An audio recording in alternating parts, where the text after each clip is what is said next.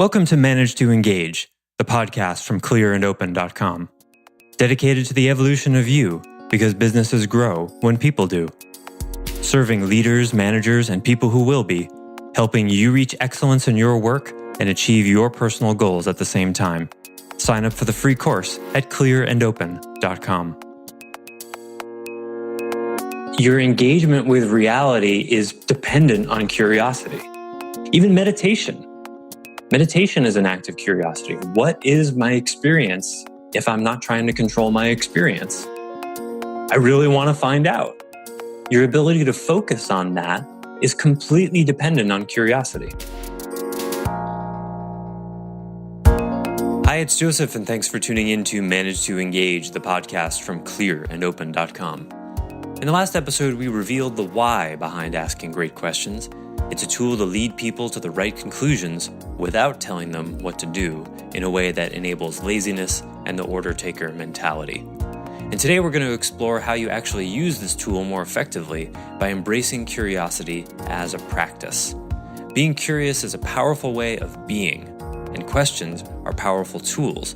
But unless you embrace all of this as a deep personal value, your results will be forever limited. I offer weekly member webcasts, online courses, and mentorship at clearandopen.com because it's my truth that, with the right tools, anyone can eliminate the people, money, and time problems holding them back in business. And I share parts of these webcasts and courses on the show because I want to help you too. If you're enjoying the show and learning from it, I'd love your feedback. If you're listening to the show on an Apple device, all you have to do is open the podcast app, view the full description of this episode, and click the link to leave a rating and review for the show. Thanks so much for listening. Let's start the show.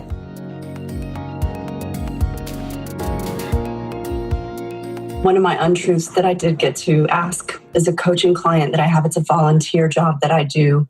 It's called Center for Transforming Lives, and I work with women for financial empowerment.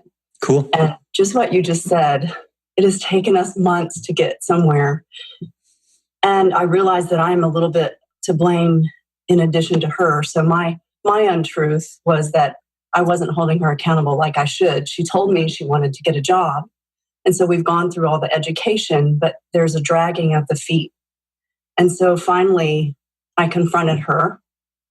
And she said, I asked her the question. I said, is what you told me the truth, that you want to get yourself off of welfare and you would like to get a job? Wow. And I just waited. And she said yes. And so, it was hard, but it was great feeling. Congratulations. Thanks for sharing that. Yeah, and I love that you mentioned the being quiet part, because the silence after a question like that is as powerful, if not more, than the question itself, and really important. Yeah, saying something takes all your power away. I've done that so many times. Another one commonly that's the same thing is asking a bunch of questions, asking 2 or 3 questions instead of just one and being quiet. You just want to drop a pebble in the pond and just let the ripples do the work. And that's tricky. That's difficult. Sometimes that's where the discomfort is not actually in the question, but just like before I did video, I used to just hit my mute button. I'd ask the question, then hit my mute button and say out loud, "Oh my God, I can't believe I just asked that." Before I started to get more comfortable with the silence. So yes, asking open-ended questions is not necessarily comfortable, but by now, of course, you all know how powerful it is to be uncomfortable. And practice. So I've been talking about what are called leading questions. And for managers, a lot of times that's what you're doing. The person comes in your office and has a question, and you already know what the answer is and you want to lead them to it. Okay. Then you ask leading questions. But you still always want to have a space for, they may surprise me, maybe they have a better idea than I do. You're open to that. But there are other kinds of questions as well. Sometimes you're just fishing. Sometimes you don't know what's going on. Sometimes you're just doing information gathering questions. But the critical thing here, it's a tough thing to teach, because I can't just give you a list of questions, although such things exist. They have to obviously be customized for the situation. The most important thing is curiosity. And curiosity is a quality that mostly, when we think of it, we think of cats and children, right? Curiosity is, in most adults, radically underdeveloped and stifled. I mean, underdeveloped isn't really the right word, because it develops in us, and then we become adults and we get all practical and we stop being curious about stuff. And to me, curiosity is, and cue the laugh track, a spiritual practice. Because curiosity is, that's where engagement comes from. It's a wanting to know. It's a, how does that work? What happened there? Whoa, that was cool. What's going on in there? And that's the basis of listening, question asking, looking, exploding like in a diagram. Curiosity is everything.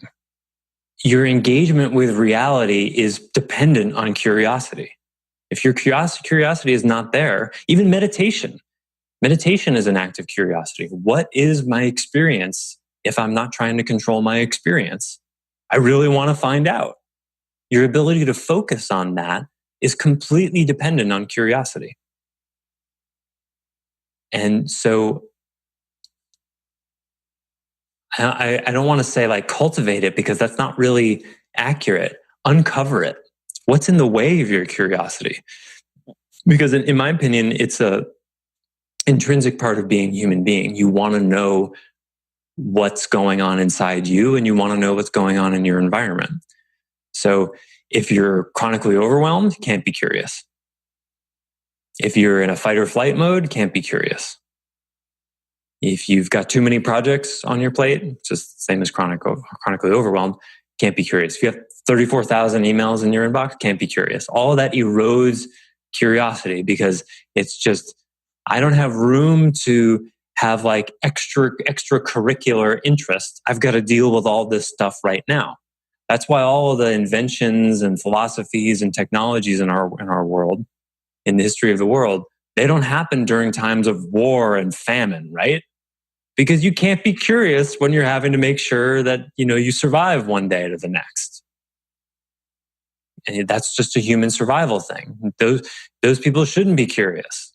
I mean, sometimes it'd be useful for them to be curious about why they're in a war, or why they still live in a war zone, and could they maybe move somewhere else, but you know what I mean, right? So think of like the golden age of Greece, or what were the dark ages for in the Christian world, was the golden age for Islam. They invented all sorts of really cool architectural stuff and mathematical stuff. I think 900,000 AD, during the height of their civilization. So what is the microcosm of your civilization? Is your life together enough, handled enough, non-overwhelmed enough so that you have the freedom to be curious? Because that's where awareness comes from. That's where intelligence comes from. You have to have the space for that. And so, again, back to the state of being, it's not just about asking good questions, even though there's a skill to that. The being level of that is, are you clear and open enough to come up with those questions? Is your natural curiosity coming out to engage with the person you're talking to when you ask those questions? Because people can feel when you really want to know. The supervisor can ask questions, but they're just trying to get the job done and get the person out of your office. A manager actually cares about the internal experience of that person. And then that comes through. So that, to me, is the most important thing, is to engage with and cultivate and clear space for that curiosity. Then after that, everything else is just practice. Because if you really want to know what's going on in someone, you'll find the right words. It may take you 10 questions, so you'll find out. Okay, so the assignment is to pivot from telling to asking once per day. And what I mean when I say pivot, I mean catch yourself in a moment where you're unnecessarily or unproductively telling.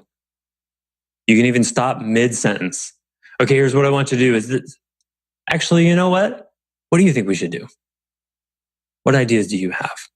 Stop yourself in a telling moment, at least once per day, and ask open-ended questions and not know your way through it.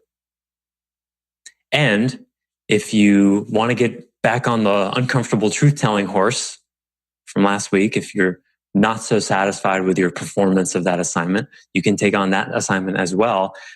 I would offer that that's just, if you value truth, honesty, transparency, closeness, intimacy, that kind of stuff, if you value that, then I would say, why wouldn't you, to use the question that Peter started the call off with, why wouldn't you want to tell at least one uncomfortable truth per day? Other than it not being uncomfortable, it can radically change your life and the lives around you for the better. But to me, that's a practice I use every day. I'm always looking for an opportunity. Where is there an uncomfortable truth right here waiting to be spoken that could move a ball forward?